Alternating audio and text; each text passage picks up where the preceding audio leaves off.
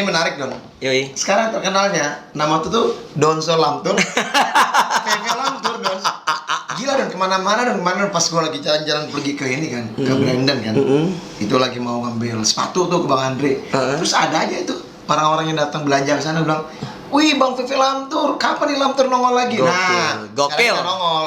Gokil. Emang sengaja Don ya, kita setting itu setelah fase grup selesai dulu. Ya, gue takutnya nanti. Dan prediksi kita bener Don. Yang mana tuh? Loh, kalah sama Iran, menang sama 2 pertandingan terakhir. Iya, kan? iya, itu memang gampang. Bentar Bang, sorry ya. Gue kesini-sini nih bukannya pengen mana-mana, gue ngecek doang. Takutnya audionya belum nyala. Ya, teman-teman waktu itu pernah soalnya ID belum nyala ya. Udah ngomong panjang lebar. Jadi buat yang komen Donzol jalan-jalan mulu, bukan apa-apa, gue harus ngecek audionya. Kita nih self service. Nggak punya, nggak punya kameramen. Ya kita ya. Tapi nggak apa-apa. Ya, tapi makanya kalau misalnya gue jalan-jalan ke situ tuh gue lagi ngecek audio, takutnya sederhana dong. Ya. Tapi yang penting kualitas. Yoi. Apa yang ngomongin kualitas? Itu dia, sama orangnya berkualitas yang ngomong. Kualitas. Gitu. Oke, Bang. Yes. Gimana? Gua dengar kemarin udah dipanggil lagi Don. Iya, dipanggil cuma buat play by play. Tapi kan itu kan rezeki Don. Sebenarnya kalau buat rezeki tuh balik lagi ya Bang. Gua tuh lagi coba pengen tahu apa sih yang terjadi di sana, karena kan kemarin kan ada komentator juga bilang terkait dengan informasi bahwa Korea Selatan lebih diunggulkan ketimbang Vietnam, itu kayak dia. gitu. Gue tuh penasaran gitu. Gue pengen tahu emang susah apa sih gitu play by play gitu. Tadi jam 12 sampai jam 2 malam. Iya. Itu gue ada di MNC untuk play by play pertandingan Iran lawan Lebanon. Udah gak menentukan. Tapi cepet gue apal pemain-pemain Iran. Cepet banget gue. Gini Don, kalau karakter orang-orang mungkin sudah terbiasa ngomong ya, udah gitu mungkin public speakingnya mungkin udah cair Don. Emang lebih gampang biasanya untuk play by play.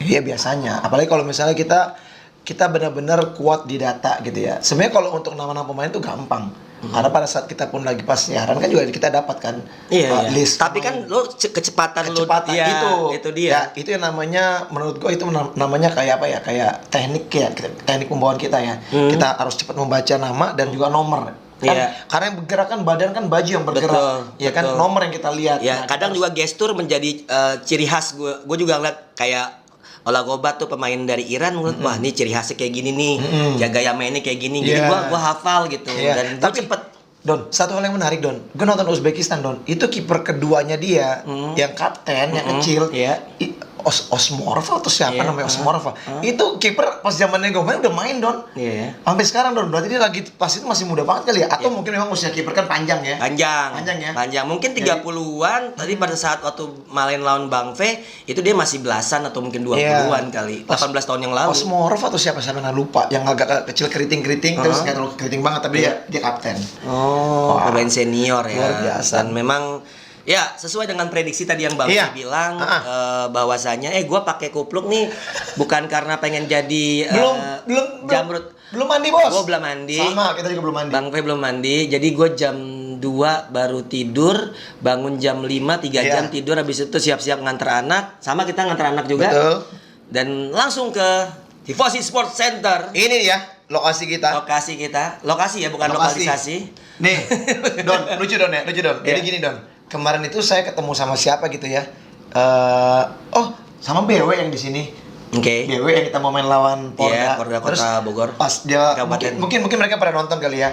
Apa yang postingan saya di Instagram yang Bayu Saptaji. Bay, mau kemana Bay? Mau ke Lamtur gitu. Jadi sekarang setiap ketemu orang gitu, tanyain, dari mana? Mau ke Lamtur. Oke, nanti kita panggil deh. Pokoknya kita panggil orang-orang yang berani bicara di sini. Tapi sebelum kita mulai dengan pembahasan timnas Don, kita juga ingin mengucapkan bela sungkawa juga ya. Untuk korban. Nggak mood gue seharian. Ya, gue gini Don ya. Gue ngeliat ini memang tragis sekali ya. Memang tragis. Tapi ini plus minus dan pro dan kontra menurut gue ya.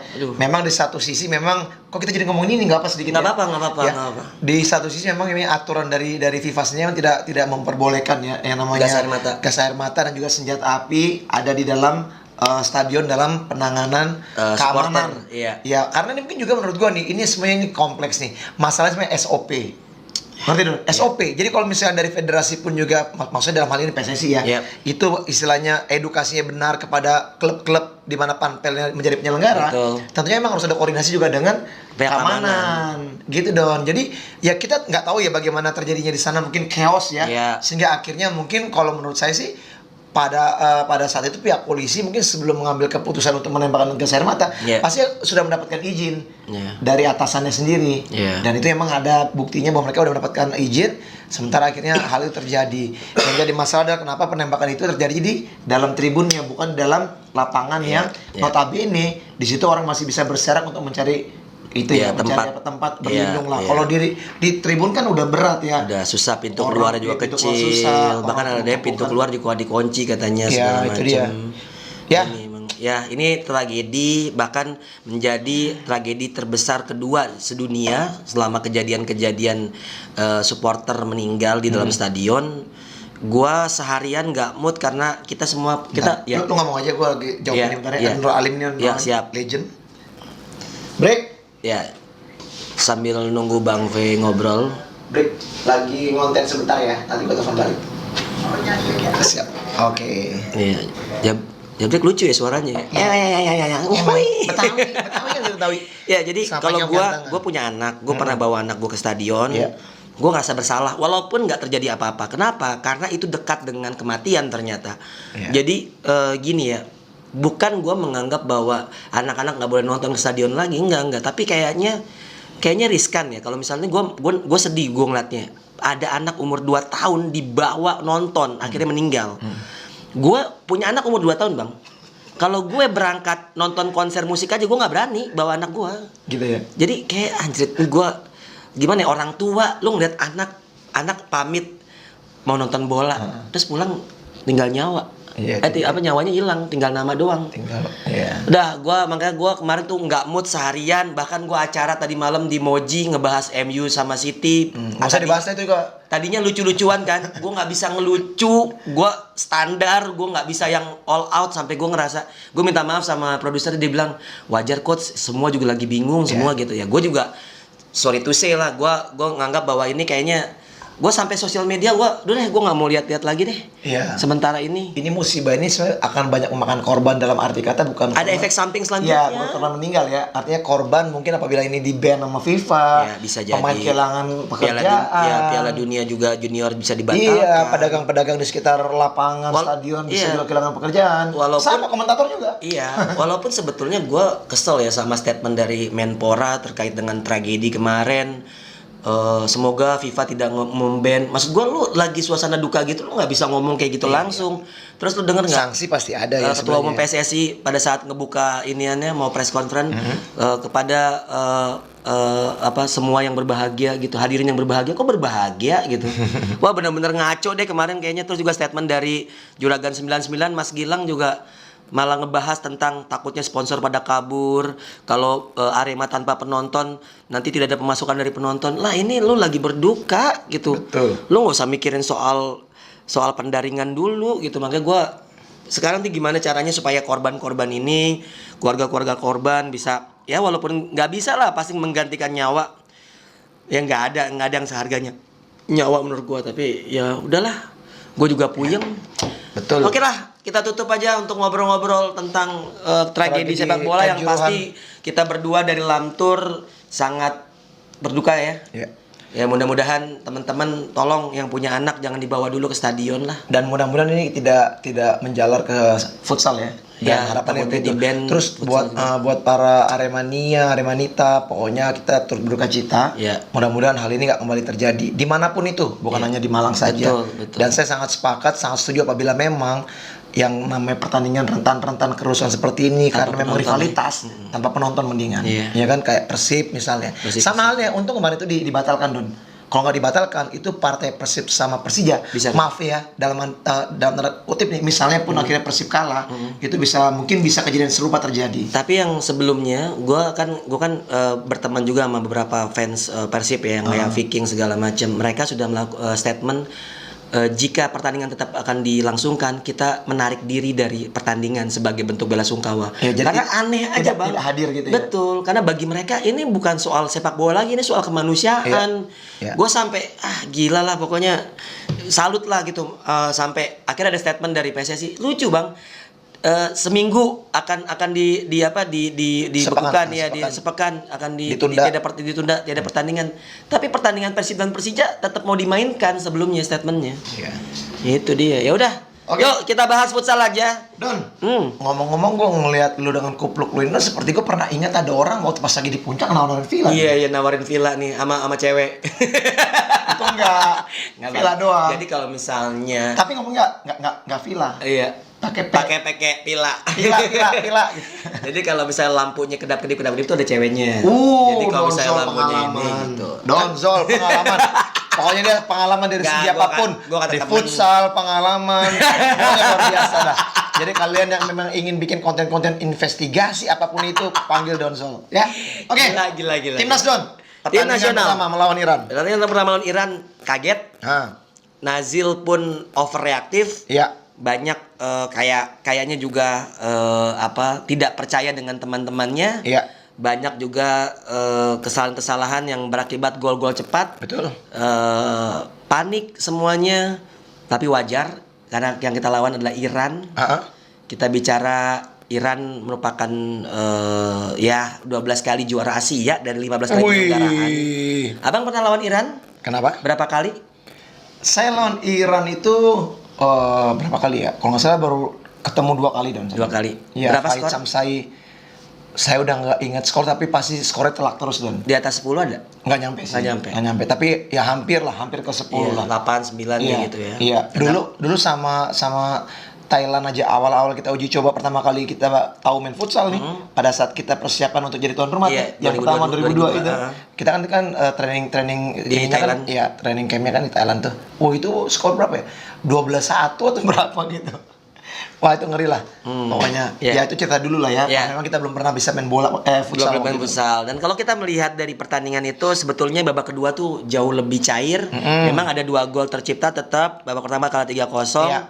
Tapi ada Nizar tampil cukup baik. Bahkan menggagalkan penalti Tayebi. Tayebi ini pemain top dunia. Betul. Dan tentu 5-0 itu memang pukulan telak. Ada semacam ada beberapa netizen yang mungkin knowledge futsalnya standar-standar aja. Jadi mereka udah ini bantai bla bla bla segala macam. Itu hal yang biasa ya Don ya. Ya, itu hal yang biasa dan benar prediksi gua bukan soal menang atau kalah, mendingan ketemu Iran di depan. Betul. Karena endingnya ketemu sama Cina Taipei kan. Ya gitu. Dan lawan Iran menurut gua pertandingan lebih bagus di babak kedua. Kalau menurut lo, Bang? Kalau menurut saya di penampilan babak pertama memang betul ya, agak sedikit under pressure ya, karena mungkin juga lawannya Iran, betul. Ya, tim terbaik dan high press ya mereka. High press, tim terbaik di Asia saat ini, tim juga yang merupakan langganan Piala Dunia, ya kan? Pernah ketiga. Saya lupa semenjak adanya Piala AFC udah berapa kali Iran juara ya? 12 kali. Dan itu pernah sekali doang kalau nggak salah direbut sama Jepang. 3 kali Jepang. 3 kali Jepang. Ya. 3 kali. Udah riset soalnya tadi malam. Ya. Jepang 3 kali, artinya memang ini menurut saya memang salah satu pelajaran yang sangat bagus ya buat timnas. Tapi ya menurut saya sih hal yang sangat positif bahwa dengan adanya pemain-pemain baru yang memang minim jam terbang internasional, ini bisa menunjukkan kualitas mereka walaupun memang kita under pressure. Di babak kedua mereka bisa lebih cair dan mainnya, iya kan? Dan kepercayaan diri inilah akhirnya terbawa ketika bermain lawan Libanon. Bahkan kemarin tadi malam juga Fajrian mencetak 3 gol lawan Cina Taipei. Prediksi gue benar kan, ya Fajrian ini bisa bersinar nih kan? Fajrian. Nah, jadi sebenarnya akan menjadi satu pilihan baru. Kekayaan squad yang ada di tim Asim Zadeh. Evan ada, Fajrian ada, iya. Misalnya pun tidak ada salah satu pun juga kita lihat bagaimana mereka juga kinerjanya sangat positif. Bermain 4-0. Nah, makanya dan yang sangat penting menurut saya begini ya. Ini adalah sejarah buat timnas Indonesia di mana di Piala AFC pertama kali lolos dari fase grup. Betul. Ya kan? Walaupun nanti ke depannya kita sama-sama berdoa bisa lolos lagi, paling tidak bisa ke semifinal, itu udah prestasi yang sangat luar biasa. Ya, jadi makanya dengan kekelaman sepak bola yang terjadi saat ini dan prestasi yang kita dapat di futsal dan juga mungkin di tingkat level junior, saya pikir ini menjadi satu oase. Oase ya. Betul. Ini artinya memang ini harapan ya. Ya, mata air di tengah gurun pasir yang memang ini membuat masyarakat mungkin agak sedikit mendapatkan hiburan ya Don. Betul, dan memang kalau melihat apa yang terjadi, semua pemain juga mengenakan ban hitam ya tadi malam Ya, lawan semua. Cina Taipei. Nih, bukan cuman itu doang. Lu lihat nggak Liga Inggris pada pakai ban hitam Iya, semua? iya. Semua ya kompetisi di tingkat dunia Iya. itu semua menghormati para korban kejadian yang terjadi di Kanjuruhan. Ya, mereka berbela-sungkawa, Iya. bahkan akun-akun sosial media official, Betul. klub-klub Liga Inggris, Liga Spanyol, Iya. semua juga mengucapkan bela-sungkawa apa yang terjadi di Kanjuruhan malam. Betul. Nah, kembali lagi ke timnas Bang. Bagaimana lo melihat kekuatan mereka? Dalam arti kata, kita bicara oke lah kalah lawan Iran 5-0. Lalu pada saat lawan Lebanon, mainnya keren banget. Keren banget. Gue tahu Lebanon bukan tim terbaiknya saat ini yang dikirim karena ada beberapa pemain tidak dipanggil katanya. Yang gue dapat kabar bahwasanya pemain-pemain yang di angkatan darat tidak gabung. Dan tim ini pun relatif lebih singkat dipersiapkan. Dan Indonesia juga bukan tanpa masalah cedera pemain dan juga persiapan yang sangat minim. Singkat sekali. Gitu juga ada gitu. Dan memang setiap tim pasti punya kesulitan masing-masing. Betul. Tapi ngeliat permainan yang dilakukan oleh Rizky Xavier dan kawan-kawan. Bagaimana pemain-pemain debutan kita bisa bukan evaluasi, kita bisa nilai lah dari sekarang lah. Kita mungkin nilai dari satu persatu dulu deh. Ini dari kiper dulu, Nizar dan Nazil. Nizar 2 pertandingan langsung starting line up setelah tampil gemilang lawan Iran. Betul. Menurut lo kiper pertama apakah layak disematkan nama Nizar saat ini? Kalau gue lihat sih sangat layak ya. Saat ini ya. Sangat layak untuk saat ini ya. Karena kita lihat juga, saya juga setuju ya. Dimana memang ketika pada saat tampil, sebenarnya Nazil nggak buruk-buruk banget Don. Nggak buruk-buruk banget. Ya mungkin memang ada sedikit satu solusi dari pihak kepelatihan untuk merefresh ya. Merefresh, menjaga gawang sehingga akhirnya mungkin juga di situ juga bisa terjadi persaingan ya. Persaingan di mana memang kualitas yang terbaik lah mungkin yang harus bisa diberikan kesempatan lebih utama lebih dulu ya. Dan ketika Nizar dimainkan babak kedua pada saat lawan Iran, dia menunjukkan kualitasnya. Artinya mungkin ini kepuasan dari tim kepelatihan ini jatuh kepada Nizar. Walaupun sebenarnya bukan berarti kembali saya bilang bukan berarti Nazil jelek, enggak. Ya, mungkin kalau saya lihat begini nih, faktor mungkin dari Nazil sendiri kan dia kan kembali dari turnamen baru lagi. Ya, sementara kan Nizar kan langsung lawannya juga Iran kok. Juga Iran. Wajar. Ya, mungkin juga kalau misalnya kejadian mungkin pertama kali yang dimainkan mungkin Nizar, mungkin hal sama juga terjadi bagi Nizar, ya kan? Ketika Nazil dimainkan babak kedua, mungkin Nazil akan lebih baik lagi kan gitu. Jadi ini mungkin masalah ini aja, masalah kesempatan dari kedua pemain aja. Tapi menurut saya keduanya sangat pantas lah. Ya, tapi setidaknya Nizar memiliki backup yang berkualitas yaitu Nazil saat ini ya. Kalau kita bicara pilihan utama memang Nizar bahkan lawan Lebanon. Iya. Berapa kali syuting kipernya tuh. Betul. Si Hamdani. Ya, mungkin itu sih kalau gue bilang. Nah, udah sektor kiper udah. Rizky Xavier bagaimana menurut lo lihat? Kalau Rizky Xavier saya pikir pemain yang menurut saya memang sangat konsisten ya. Dalam stabil ya, banget. Konsisten, stabil. Itu mungkin tenang, beda tipis ya. Karena juga kalau kita lihat kan kualitas pemain yang mempunyai kemampuan untuk bisa bertahan kuat kan. Betul. Kita nggak terlalu banyak ya. Nggak terlalu banyak setelah mungkin kehilangan juga seorang Marvin, ya kan ya. Ini merupakan pemain menurut saya memang sangat kuat di dalam masalah defending ya. Nah, kalau tapi kemarin dia cedera Don. Itu ngeblok syutingan dari pemain Cina Taipei. Akhirnya dia ankle-nya bermasalah dan akhirnya dia ditarik keluar. Mudah-mudahan bisa segera sembuh ya. Untuk bisa main nanti di fase 8 besar. Tapi kalau menurut saya ya udah nggak usah dikomentarin lah. Ais penampilannya sangat baik. Luar biasa. Iqbal Iskandar kapten tim. Nah, ini menarik ya. Perubahan ban kapten sangat menarik.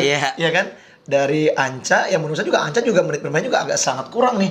Karena mungkin masalah cedera itu ya. Itu udah terlihat juga pada saat di MNC ya. Betul. Agak memaksakan mungkin Hasyim Said membawa kehadiran Anca di timnas mungkin untuk sedikit menaikkan motivasi. Iya, karena memang kehilangan kapten tentu kan sangat berat ya. Betul. Nah, akhirnya kita lihat sekarang ini dengan disematkannya kapten Iqbal, tim, saya pikir Iqbal nggak perlu juga dikomentarin deh. Kalau saya lihat ini orang yang sangat totalitas dalam setiap permainannya, ya sangat luar biasa dedikasinya, disiplinnya, dan juga menurut saya memang sangat pantas ketika Iqbal dijadikan berkapten.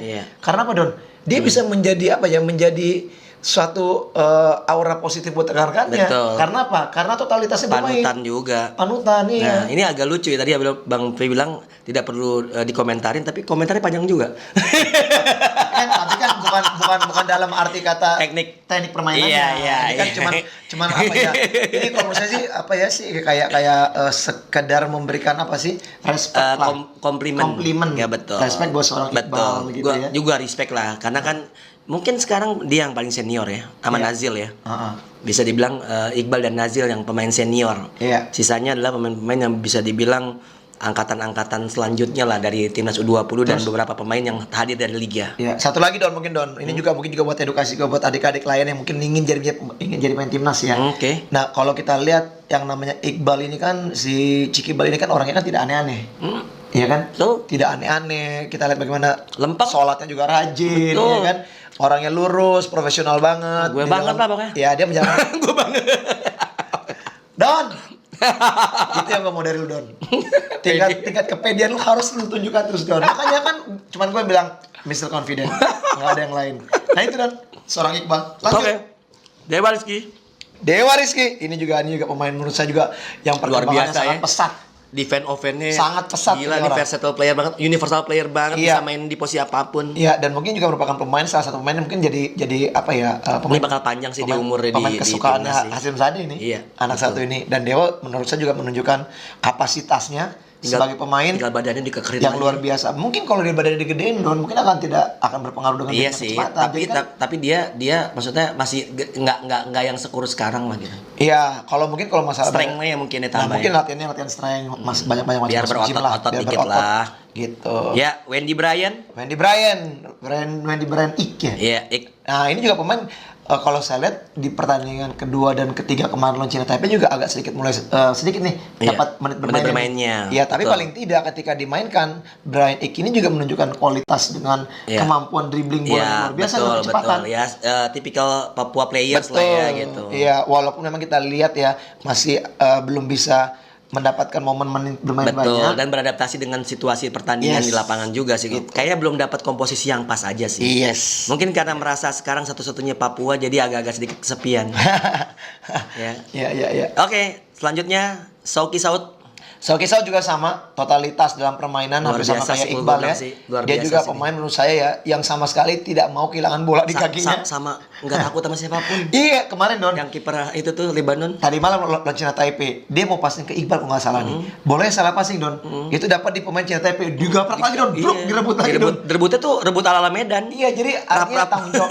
Tapi uniknya ya dengan cara permainan gitu ya. Tapi kalau semalam gue lihat sih memang dia ngambil bola, walaupun memang agak keras Iya. dan itu depan wasit. Iya. Dan itu play on. Iya. Jadi artinya mungkin yang diambil itu ya bersih Don. Betul. Gitu. Emang ini anak apa ya? Secara mental ya, memang mentalnya bagus sih nih anak. Anak Medan.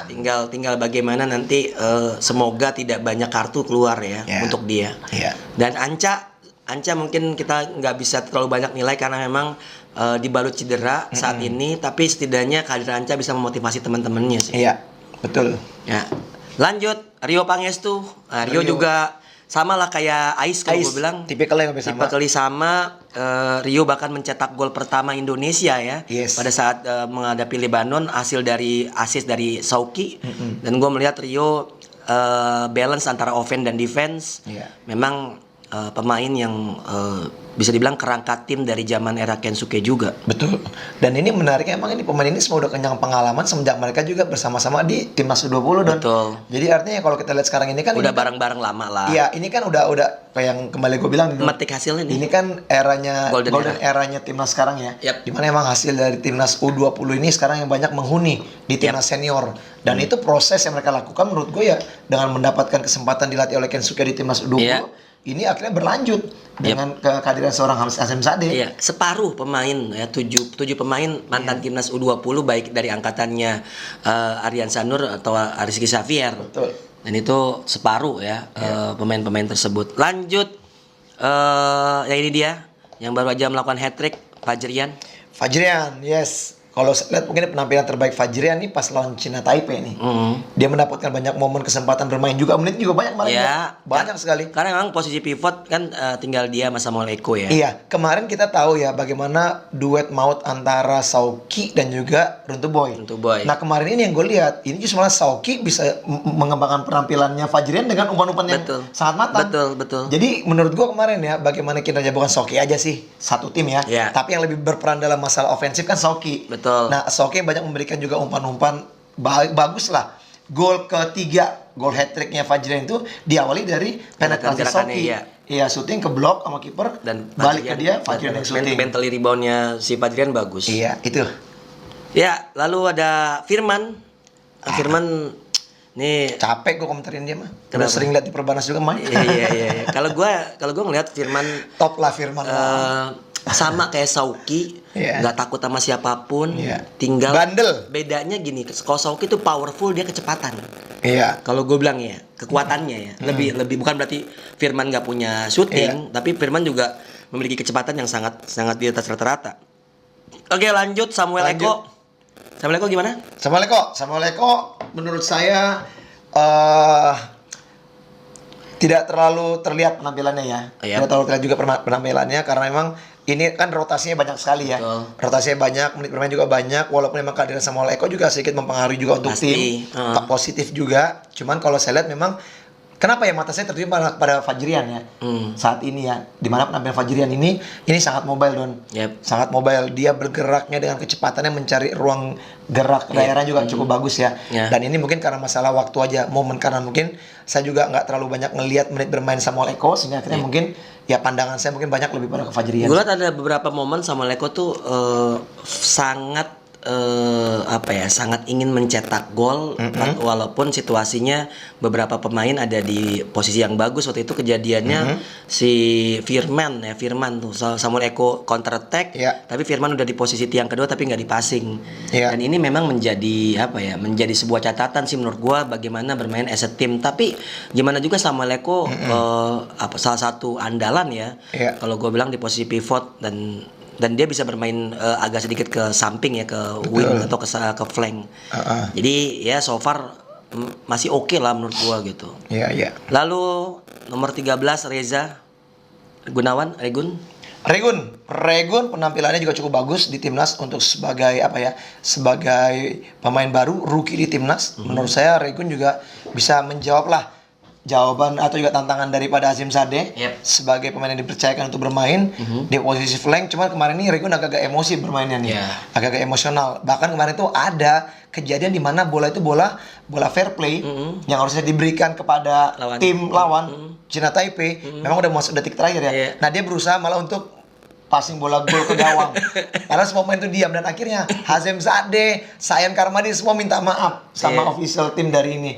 Dan akhirnya juga si Reza juga minta maaf juga karena mungkin dia nggak ngeh kali betul. Di posisi itu bola harus diberikan kembali kepada tim Cina Taipei. Aduh. Tapi so far oke lah. Terakhir Rian Dwi Renaldi gimana Bang? Rian Dwi Renaldi kalau saya lihat mungkin hampir sama kayak Brian Ick juga ya. Rian juga gitu. Jadi mungkin kita belum bisa terlalu banyak menilai, tapi paling tidak dengan kehadiran Rian ini menjadi satu experience ya, pengalaman terbaik dia. Iya di Indonesia sebagai pemain profesional futsal. Karena semua pemain pasti kan tujuannya kan timnas. Ya kalau gue melihat sih memang ya sama benar yang kayak Brian Ick secara menit bermain, dan gue lihat juga apa yang dilakukan Hasyim Sadeh ini rotasi pemainnya tuh nggak ada maksudnya nggak ada pakem-pakem tertentu nih 4 pertama 4 kedua segala macam karena memang jumlah pemainnya nggak bisa banyak yang dimainkan, yaitu ada 3 pemain pertama Anca karena cedera, Brian Ick dan Rian menit bermainnya nggak terlalu banyak, sedangkan yang lain lebih dinamis sih Bang menurut gua sih.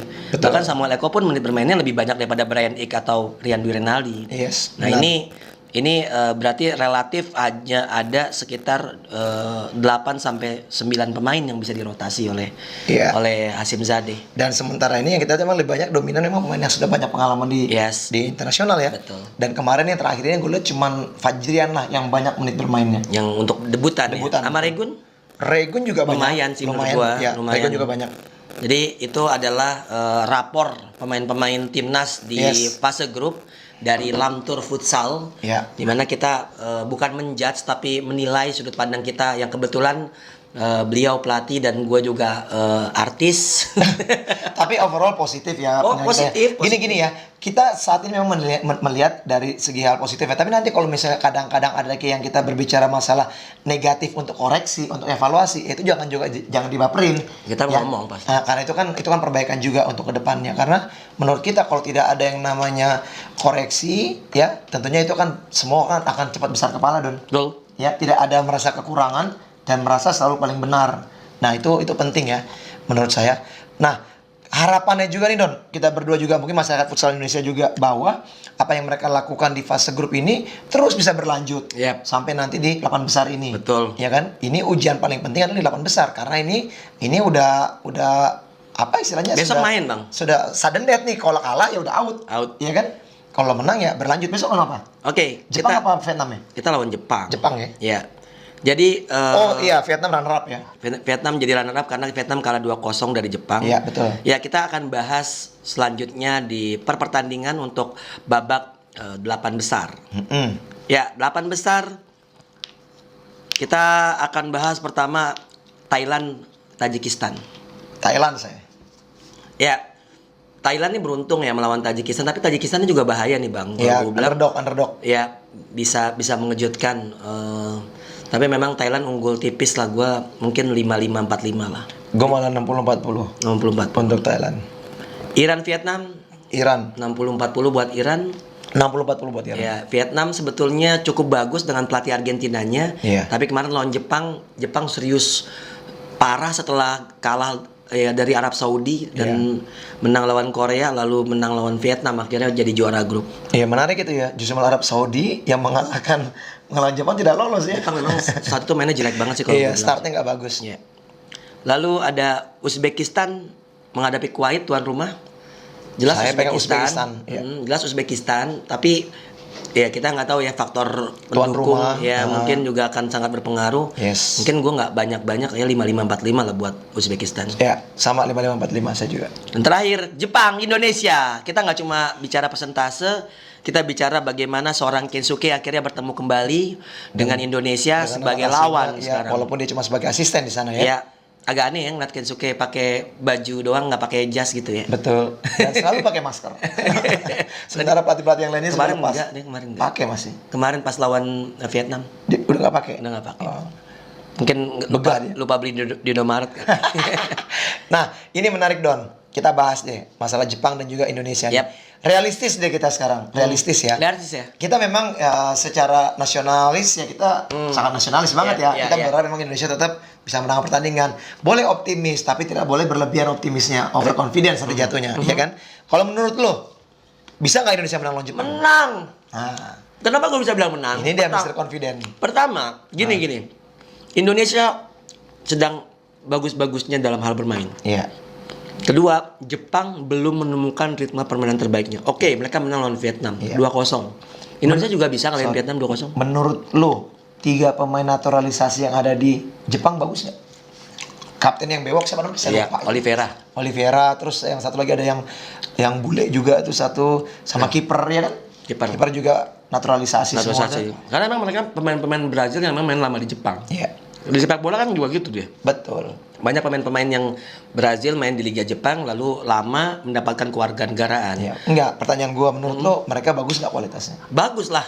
Bagus. Kalau bicara kualitas bagus. Tapi kembali lagi ya, maksud gua buat gua ada atau tidak ada pemain naturalisasi, mereka tetap tim yang bagus. Jepang tetap tim yang bagus. Hanya tidak sebagus eranya Kaoru Morika. Yang sebelumnya tuh ya eranya Kensuke segala macam. Menurut gua era ketika saya lawannya Kensuke. Betul. Jadi gua melihatnya sekarang ini Jepang nih masa transisi, Bang. 2 gol itu yang nyetak tuh pemain muda, si Shimizu itu yang sempat main di Liga Spanyol. Jadi gua merasa Indonesia saatnya nih bisa. Shimizu itu yang dilawan sama Rizky Xavier pada saat Rizky Xavier dan Samuel Eko tuh menang atas Jepang. Oke. Setahu gue ya. Oke. Kalau menurut gue begini, ini sebenarnya sih sama-sama aja. Menurut gue itu Ya, gue setuju apa yang dibilang Donzol. Ya, sekarang juga Kensuke pun juga udah tahu ya dapurnya Indonesia ya. Ya. Karena sebagian besar pemain ini pemain cetakannya dia nih. Tapi ada perbedaan. Ya, begitu. Ada perbedaan memang karena sudah tangannya Azim Zadeh. Iya. Iya. Kalau saya sih pengen menjawab secara realistis aja sih ya sebenarnya. Harapan di dalam hati tetap Indonesia harusnya bisa Pasti, memenangkan pertandingan. pasti. Ya, karena kita juga seorang Ya, bangsa kita Indonesia. iya, bangsa Indonesia. Ya kan, bekas main juga, saya kan di timnas juga. Nah, tapi kalau melihat mungkin ya ke apa ya, pengalaman experience dari Jepang sendiri ya. Dia kalah lawan Arab Saudi di partai pertama. Iya, kalah. Ya, artinya Indonesia pun juga bisa melakukan hal yang serupa. Betul. Ya kan, cuman ini kan cuma prediksi presentase. Betul. Kalau saya masih tetap menjagokan Jepang 5545 walaupun sebenarnya Indonesia pun tetap bisa mengalahkan Punya mereka nih. peluang, betul. Iya, harapan saya sih dengan apa yang saya prediksi ini bisa berbalik ya. Yep. Nah, ini hanya sekedar prediksi tapi saya melihat dari kualitas pemain timnas yang ada saat ini ada kans, ada kesempatan untuk bisa mengalahkan Jepang dan untuk pertama kali lolos ke semifinal. Iya. Ya itu dia. Jadi betul banget. Kalau gue kenapa gue menjagokan karena gue pribadi melihat perkembangan yang sangat luar biasa dipegang oleh Hasim Zadeh. Bahkan walaupun ya karakter Kensuke masih tetap ada dalam individu-individu main, tapi gue melihat memang peluang Hasim Zadeh untuk merubah bagaimana karakter bermain Hasim Zadeh sekarang itu lebih terlihat di AFC ini sih kalau gue bilang. Iya. Mantap. Pokoknya doa terbaik buat timnas. Ya, buat Kita teman-teman semua. yang punya prediksi Silakan. silakan. Yang tadi dari yang pertama dari Thailand, Tajikistan, lalu Kuwait sama Uzbekistan, terus Iran sama Vietnam. Iya, betul. Ya tulis di kolom komen ya, kolom komen. Kalau yang benar dikasih apa bang? Kita kasih Nindi Prima Rasa. Oh iya boleh. Datang kemari Lamtur kita ajak makan. Don, ini juga katanya Mas Heru yang pemilik Nendia. Pokoknya setiap kegiatan kita ini Don, nanti kita akan tetap disupport Don. Misalnya pun tidak disediakan makan di sini, kita akan diajak makan di luar Don. Waduh mantap. Support sama by keluarga boleh. Nendia. Boleh, boleh. Se-RT boleh. Se-komplek lu juga boleh Don. Don, ini menarik Don, kita mungkin akan sedikit baca juga nih Don. Iya. Ini komen-komen yang ada. Gue belum bacain komen. Belum baca komen-komen yang ada. Nah, ini juga ada nih pertanyaan nih, Bang, apakah futsal masih di bawah naungan PSSI? Masa postingan atau ucapan buat futsal nggak ada padahal mereka mewakili negaranya di AFC. Futsal AFC futsal parah sih PSSI sampai apa nih sampai maksudnya? Nggak tahu. Ya kalau gue bilang ya udahlah ya. Maksudnya bukannya berarti gue kagak mau diucapin. Bukan ranah kita juga lah. Ya kita tahu lah bahwa dari dulu juga futsal emang anak tiri, udah gitu aja. Iya. Ya. Begitu. Mau bacain komen yang mana lagi? Kayaknya udah nggak perlu deh. Masa sih? Ada nggak yang penting? Iya makanya gue mau. Kalau untuk BBS tetap masih banyak dukungan. BBS pantas untuk bisa tetap di. Kalau ngomongin futsal Indonesia nggak bisa jauh dari Coach JL. Emang beliau ngaruh di futsal Indo. Good buat Bang V mengucap nama beliau meskipun pernah ada problem. Sebenarnya kalau gue bilang problem sih bukan ya, bukan problem sih. Itu menurut netizen aja ya. Itu settingan sebenarnya. settingan kita berdua aja sih. Iya, undang Coach JL dong, pasti berani bersuara ya, tapi nggak berani di sini. Nggak berani datang doinya juga. BBS sangat layak. Info terbaru Bang V katanya bos dari Kalimantan Selatan mau ke akuisisi tim musim depan dengan slot dari klub dari Kalsel, inisial namanya huruf J. Yeah. Karena logonya sudah diorder desain dari desain logo nama. Siapakah J tersebut? Kalsel J. Jekato lagi? Enggak dong. Jekato, kalau Jekato itu balik lagi kan Kalimantan Timur ya. Iya betul. Gitu. Akhirnya mewujudkan undangan Andreas Runtuboy. Runtuboy lagi pengobatan cedera. Bang V bisa kali kirim jersey Perbanas katanya gitu. BBS Nanti ya. Ivan Cahyadi boleh diundang tuh Bang. Ivan Boleh, Cahyadi. boleh. Ice. Boleh ntar kita undang Ice. Tunggu bentar ya, sehat-sehat terus, alhamdulillah. Mukanya Coach Donjok kayak nggak niat ngobrol. Lu nggak tahu capeknya gue kemarin pas sama BBS sih. BBS.